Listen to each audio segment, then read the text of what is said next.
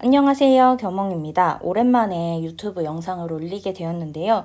오랜만에 올리는 만큼 그리고 하반기 시험 날짜가 얼마 남지 않은 만큼 지금 선생님들께 꼭 필요한 게 무엇일까라는 생각을 좀 고민을 하게 되었는데, 그러면서 지금 3개월 남은 시점에서 더는 후회하지 않도록 지금이라도 3개월간 보완을 할 수 있는 방법, 합격의 가능성을 높일 수 있는 방법을 좀 찾으시면 좋겠다라는 생각에 이번 영상을 기획하게 되었습니다. 그래서 오늘 영상의 제목은 대체 누가 합격하는 걸까에 대해서 이야기를 나눠볼 건데요. 선생님들께서는 대체 누가 합격하는 걸까라고 했을 때 어떤 사람이 합격할 것 같은가요?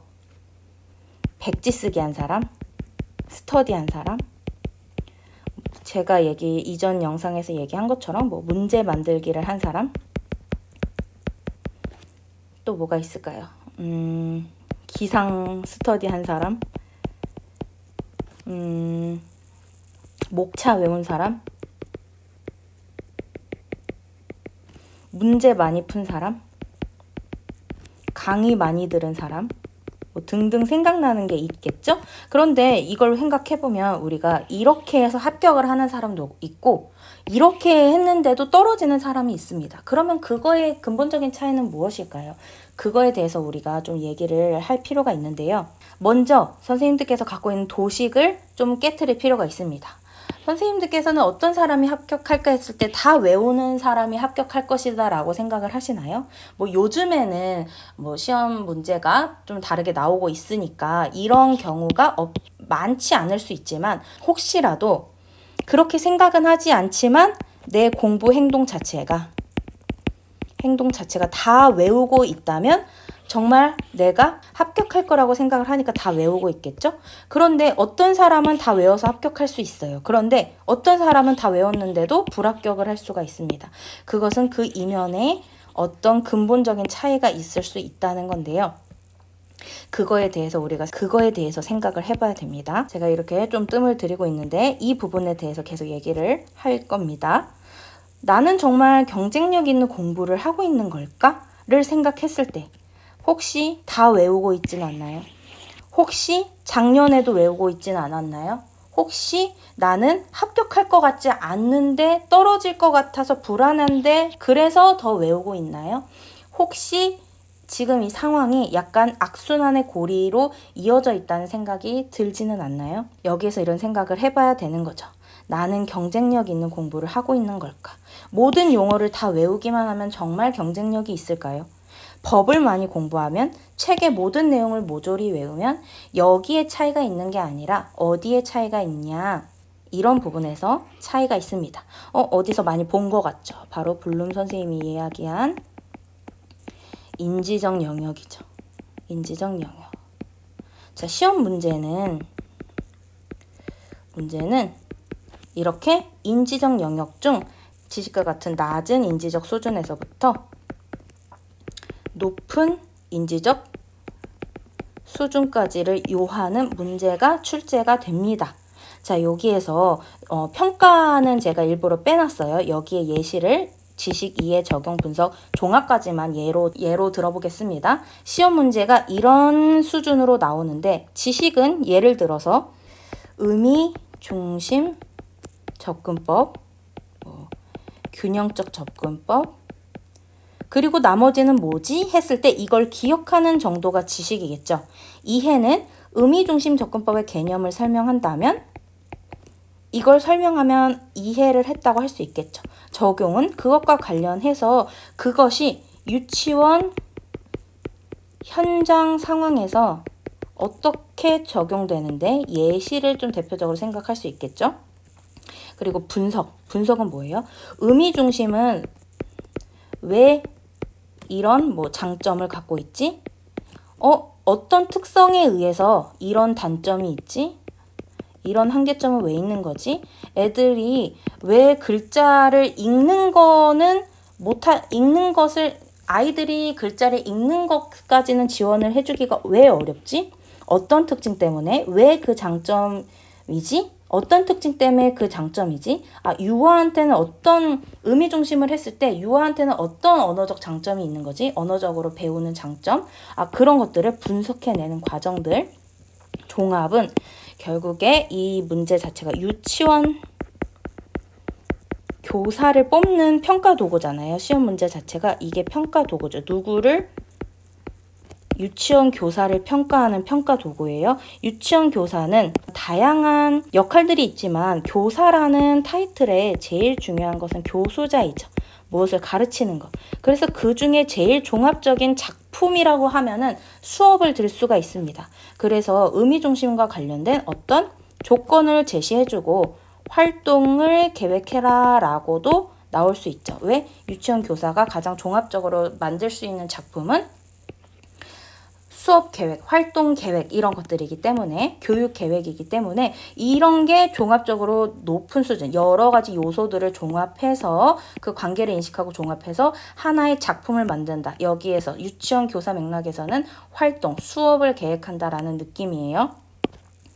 그래서 뭐 발문 예시 쓰는 것도 여기에 될 수도 있고 어떤 자료를 선정하는 것도 여기에 될 수가 있겠죠. 그런데 선생님들께서 여기에서 저 여기까지 다 공부하고 있어요 했을 때 내가 이것을 다 공부했을 때 내가 이걸 풀 수 있는 정도까지 공부를 하고 있는지 아니면 이런 것들을 내가 지식 수준에서 외우고 있는지를 구분을 하는 게 되게 중요합니다. 어떤 느낌이냐면요. 내가 납득하고 이것을 인지적 영역 속에 이 수준별로 할 수 있다고 판단이 될 때는 어떻게 되는 거냐면 예를 들어 135cm와 150cm의 뭐 키를 가진 아이들이 있는데 그럼 135cm 아이는 한 요만큼 이렇게 그리겠고 요렇게 그리겠죠. 선생님들께서는 이것을 이미 이게 더 낮은 키고 이게 더 높은 키라는 걸 알고 있을 거예요. 그래서 이거에 대해서는 헷갈릴 리가 없겠죠. 헷갈릴 일이 없겠죠. 135를 150cm랑 이렇게 해서 이렇게 반대로 그릴 일이 없다는 거예요. 왜? 이걸 너무나 납득하고 알고 있기 때문에. 그런데 이걸 그냥 지식 수준에서 만약에 외운다라는 느낌이 든다면 지식 수준에서 이것을 외운다라는 느낌은 어떤 느낌이냐면 이렇게 맞다 헷갈렸다. 135cm는 더 큰 건데 내가 135cm는 더 작은 건데 135cm가 더 큰 거라고 헷갈렸다. 헷갈리면 안 되는 거에 대해서 헷갈리게 되는 거죠. 그러면 어떤 일이 생기냐면 자꾸 헷갈리고 이렇게 헷갈리니까 계속 반복해서 외워야 되는 수밖에 없다고 생각을 하게 되는 거예요. 지식 수준까지만 인지적 수준으로 공부를 하게 되면 이것을 요하는 문제들을 푸는 게 되게 어렵게 되겠죠. 그러면 생각을 해볼게요. 그러면 우리가 시험 문제가 어떤 난이도로 구성되느냐에 따라서 이제 점수 차이가 있겠죠. 예를 들어서 지식 정도의 수준의 문제가 많이 출제되면 난이도가 굉장히 낮을 거예요. 그러면 커트라인도 굉장히 높겠죠. 많이 사람들이 대부분이 맞을 테니까. 그러면 하나만 틀려도 떨어지게 되고 그 다음에 이해 정도 여기에서 뭐 그렇게 판단한 이유 개념을 쓰시오. 뭐 이런 것들. 이런 수준 나왔을 때 이것보단 조금 높은 수준이겠죠. 그리고 적용을 하는 수준이라면 이게 현장 속의 어떤 예시를 완전히 구현해내시오라는 느낌으로 문제가 나오기보다는 뭐와 관련된 예시를 찾아 쓰시오. 뭐 이런 식으로도 좀 출제가 될 수 있고 그리고 분석 상황에서는 뭐 장점, 단점 이런 거 뭐 쓰시오. 이런 것들이 이제 나올 수 있는데 이게 내가 만약에 분석 단계에서 어떤 분석 요인 이런 것들도 있을 수 있죠. 뭐 요인 등등 어떤 분석하는 거 특성과 관련된 모든 분석들 있죠. 관계 요소와 요소 간의 관계들을 다 분석하는 거 이런 것들이 내가 외운 거 그대로 나오면은 점수가 높고요. 외운 거 말고 활용해서 쓰는 거면 점수가 좀 낮을 확률이 있게 되는 거죠. 그리고 종합 수준 같은 경우에 만약에 내가 지식 수준으로만 공부를 했다. 아니면 그냥 개념 수준으로만 공부했다 하면은 이런 경우가 많은 부분을 차지하는 시험 문제가 나오는 경우에는 난이도가 상이 되겠죠. 그러면 선생님들께서는 어디에 베팅을 하고 싶으신가요? 여기까지를 공부하고 이게 나오지 않길 바라는 게 내 경쟁력이 있는 걸까요? 아니면 여기까지 준비하고 어떤 문제가 나오든 풀 수 있게 만드는 게 중요할까요? 사실 여기에서 이렇게 질문을 드리는 건 답정너죠. 답이 정해져 있죠. 여기까지 생각을 해야지만 우리가 경쟁력이 높아진다. 여기까지 공부를 해야지만 경쟁력이 높아진다라는 거. 사실 왜냐 하면은 1차만 합격하는 게 문제가 아니잖아요. 이거 되게 어디에서 많이 봤죠. 이거는 어디에 있는 거냐면 2차와도 관련이 있는 거죠. 이런 부분이 종합적인 인지적 수준을 요구하는 게 2차에서 심층 면접 그리고 수업 실현 여기에서 이걸 하기 때문에 이걸 많이 해본 사람은 여기까지를 많이 해본 사람은 2차까지도 합격을 할 확률이 높고요. 여기에서 했을 때 이 부분을 하지 않았을 경우에는 경쟁력이 다소 낮아질 수도 있는 것이죠. 이것은 제가 막 저주를 내린다는 게 아니라 지금부터라도 후회하지 않고 내가 어떤 부분을 보완해야 되는지를 확인해 보셔라 하는 이야기입니다. 이렇게 종합의 인지적 수준까지 공부를 하게 되면 어떤 일이 생기냐면요. 학습 경험 예시 한 가지를 쓰시오. 활동 예시 한 가지를 쓰시오. 일과의 특징 한 가지를 쓰시오. 특징을 쓰시오. 이런 종합적인 문제를 풀 수가 있게 된다는 거예요. 이게 왜 종합이냐면 학습 경험 예시라는 것은 교사가 유치원 현장에서 실제 제시할 수 있는 유아들한테 선택해서 제시할 수 있는 학습 경험의 구체적인 예시를 쓰라는 거니까 이건 어디까지를 생각한 사람만이 풀 수 있다? 대일의 경험의 원추라는 게 어디에 사용되는지를 아는 사람. 대일의 경험의 원추가 행동적, 영상적, 상징적 이거를 외우긴 외웠지만 그거 어디다 써먹어?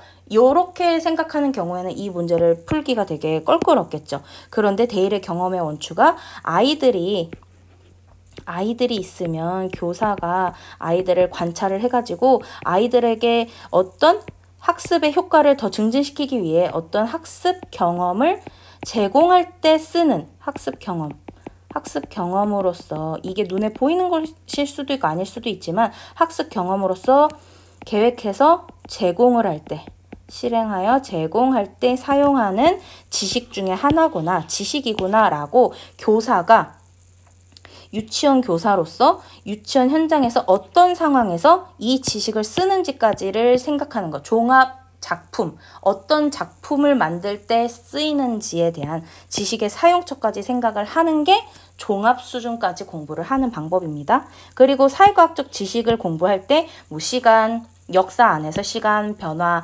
연속성 이런 건 외우긴 외웠는데 그런 거 자체가 이것 자체가 유아들이 배워야 할, 유아들이 알아야 할 교육 내용 중 하나라는 걸 알지 못하면 종합 수준까지 이것을 활용하기가 어렵겠죠. 그리고 교육 내용이라는 것 자체가 활동 안에 사용된다는 거. 이것을 수업이라고 하면은 활동이라는 건 교육 내용과 교육 방법이라는 것으로 대표적으로 좀 생각해보면 이런 것들로 구성이 되는데 이 활동 예시를 만들 때 이 교육 내용으로서 역사의 개념이 반영되는 이 상황에서 사용된 것을 모른다면 지금 디귿을 고려하여 활동 예시를 쓰시오 했을 때 디귿을 어떻게 적용해야 될지가 되게 난감해지죠. 이게 교육 내용인지 교육 방법인지 어떤 상황인지 어떻게 활용해야 되는지에 대한 게 좀 어색할 수 있기 때문에 자, 그리고 여기에서도 가에 나타난 박교사가 선호하는 접근법에 비추어 박교사가 하루 일과 중 니은을 실시하기 위해 계획한 일과의 특징을 기억과 비교하여 설명하시오라고 했을 때 이런 문제가 한 번도 나온 적은 없지만 교사가 어떤 일과를 계획할 때 그 일과의 특성까지 알고 있어야 되는 건 유치원 현장에서 교사로서 필요한 부분인 거죠. 그래서 박교사의 어떤 언어교육 접근법이 이런 문제로도 출제될 수 있다는 걸 알려면 지식 수준에서만 공부를 했을 때 의미 중심, 균형적 접근법 그리고 발음 중심 접근법 이렇게 달달달달 외우는 것만 하게 되면 이런 것들을 풀기가 어렵게 되는 거죠. 이런 과정은 내가 어떤 공부를 할 때 종합적인 유치원 교사로서 종합적으로 어떻게 그것을 현장 상황에서 활용할 것인가, 종합해서 어떤 작품을 만들어낼 것인가까지 생각을 해야만 풀 수 있는 문제들입니다. 그래서 대일의 경험의 원추로 이것을 요약해보면 지식 수준까지만 공부하는 건 어떻게 공부하는 거다? 이것을 외우는 것. 이거 다 기억하는 거 있죠? 자, 극화된 경험 위에 뭐지? 시범. 시범 위에 뭐지? 견학. 뭐 시각 기억 위에 뭐지? 언어. 행위적 단계, 행동적 단계 다음 뭐지? 영상적. 영상적 뭐지? 상징적. 여기까지 공부하는 게 지식 수준이에요. 그리고 이게 직접적 목적적 경험이 무엇인데 이것에 대해서 개념을 설명해봐. 뭐 이거에 대한 개념을 설명해봐. 그리고 적용은 뭐예요? 이거의 예시를 우리 유치원 현장에 어떤 예시로 이게 활용되지? 이렇게 생각하고 분석. 이게 왜 이것보다 이거랑 이거에 무슨 관계가 있지? 이게 왜 맨 밑에일까? 이건 왜, 이 세 개는 왜 행위적 단계라고 묶인 걸까? 행위적 단계는 왜 이렇게 원추 맨 밑에 이렇게 크게 이루어져 있는 걸까? 그리고 행위적 단계는 왜 맨 밑에 있고 영상적, 그 다음 왜 상징적 단계일까? 이게 극화된 경험이 어떤 특징이 있길래 어떤 장점을 갖고 있는 걸까? 이런 특징으로 인해서 반면에 다른 면으로 생각했을 때 어떤 단점이 있을까? 직접적 목적적 경험이 어떤 좋은 점이 있을까? 왜 그런 좋은 점이 있지? 반대로 그게 안 좋은 상황은 어떤 상황일까? 이런 것들을 분석하는 상황을 이 단계라고 할 수 있고, 종합은 뭐다? 어떤 조건들이 주어졌을 때 그 관계를 지어서 요소 관계를 지어서 내가 하나의 작품을 도출해내는 게 제일 어려운 문제다 라는 거. 선생님들께서 공부를 하실 때 내가 아마도 여기 정도까지는 공부를 많이 하실 거예요. 여기까지는 공부를 많이 하실 수 있는데, 여기 내가 지금 계속 똑같은 거를 하고 있다면 내가 안 한 부분을 좀 더 채우는 게 경쟁력을 더 높일 수 있는 공부 방법이라고 생각을 합니다. 이거에 대한 근거를 좀 더 보충하기 위해서 체력 증진이라는 일상생활 예시를 덧붙여서 한번 설명을 해보려고 하는데요. 예를 들어 뭐 땡땡땡 선생님의 스트레칭, 땡땡땡 선생님의 뭐 스트레칭, 뭐 이런 것들을 땡땡땡 선생님 스트레칭 종류는 되게 다른데 내가 공부를 할 때 나 많은 걸 하고 있어 라고 하지만 스트레칭 수준으로만 하게 되면 궁극적으로 체력 증진이 되기는 어렵죠. 그래서 우리가 스트레칭 중강도 고강도가 있듯이 점차 이렇게 올라가야 되는 거잖아요. 뭐 그 다음에 뭐 산책, 뭐 빨리 걷기, 뭐 달리기, 뭐 등등 이렇게 이제 올라갈 수 있는 것처럼 우리가 무언가 여기를 우리가 80점이라고 했을 때 내가 얕은 수준, 그리고 중간, 적용, 분석, 종합, 이런 식으로 운동의 강도가 점차 올라가야 되는 거예요. 운동은 눈에 보이지만 공부는 눈에 보이지 않잖아요. 그래서 그것을 더 판단하기 어려운데, 저는 이 블룸 선생님이 이야기한 이 인지적 수준이 내 공부의 위치를 점검하는데 굉장히 도움이 된다고 생각을 합니다. 덧붙여서 하나를 더 얘기를 하자면, 한국교육과정평가원 사이트를 들어가 보면 출제 원칙이 나와 있거든요. 여기에도 이렇게 써 있습니다. 고등정신 능력을 중점적으로 평가하는, 고등정신 능력을 중점적으로 평가하는. 그러니까 결국 이것이 되려면 사실 지식과 이해와 적용이 기본적으로 깔려 있기는 해야 되거든요. 근데 여기까지가 공부가 다가 아니라 여기까지 했으면 이제 시작이라는 거죠. 출발선이 이렇게 있다면 공부의 출발선이 있어요. 그러면 1차적 도착 지점과 최종 도착 지점이 있어요. 우리가 흔히 공부를 할 때 여기까지 공부를 하고 끝마치는 경우가 있거든요. 이게 개념을 다 외우는 거. 외우기, 책에 있는 내용 그대로 외우기. 그런데 내가 합격의 가능성이 높아지려면 여기서부터 이제 시작이다라는 생각이 있어야 됩니다. 여기 왜? 이거는 결국 유치원 교사를 뽑는 시험인데, 교사를 평가하는 시험인데, 평가선이 어디까지 돼 있어요? 분석, 적용, 문제 해결, 그러니까 종합까지 있는 거죠. 분석, 적용, 종합까지 있는 거예요. 여기까지 최소한 도달해야 되는 거죠. 고등정신 능력을 중점적으로 평가. 수험생, 예비교사, 고등정신 능력 인리를 평가하는 문항을 출제하려면 적어도 공부할 때도 똑같이 여기까지의 인지적 수준이 맞닿아야 된다는 건 거죠. 그래서 여기까지 공부했을 때 나 다 했다 하고 혹시 멈추고 있다면 여기서부터 출발해야 된다는 것을 꼭 잊지 않으셨으면 좋겠습니다. 마지막으로 이 영상에서 이렇게 했던 이야기들이 당연히 그렇게 공부해야 되는 거 아니야? 너무 당연한 소리를 하고 있네 라고 생각이 드시면 잘하고 계시는 거고요. 뭘 그렇게 복잡하게 공부해, 그냥 지식의 인지적 수준에서만 기억하면 되지 라고 하면은 한번 블룸의 인지적 영역을 쭉 읽어보시거나 아니면 교육과정평가원 홈페이지를 한번 들어가 보시기를 추천드리고, 그리고 작년, 재작년 그 전해에 나왔던 문제들이